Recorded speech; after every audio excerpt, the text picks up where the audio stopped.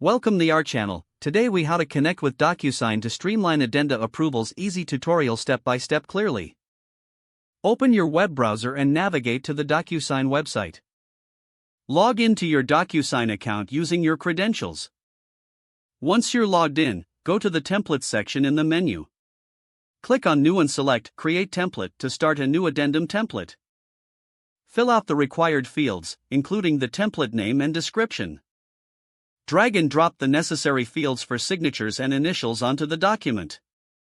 Make sure to adjust the settings for each field according to your needs. Once all fields are placed correctly, save your template. Next, navigate to the Recipients section and add the necessary recipient roles. You can choose to make these roles signers, approvers, or carbon copies. After setting up the roles, click on Next to proceed with your template configuration.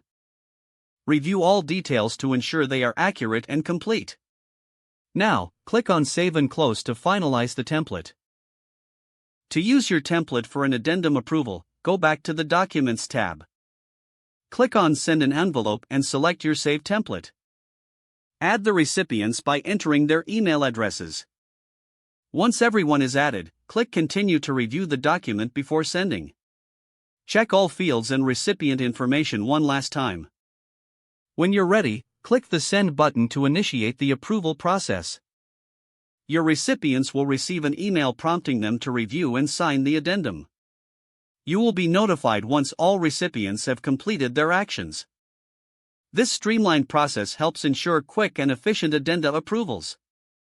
Now you can easily manage document approvals with Docusign.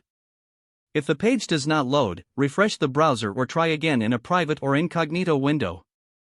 Make sure you are using the correct email address, then retype it carefully to avoid small typos. If your password is not accepted, use the reset option and create a new strong password you can remember.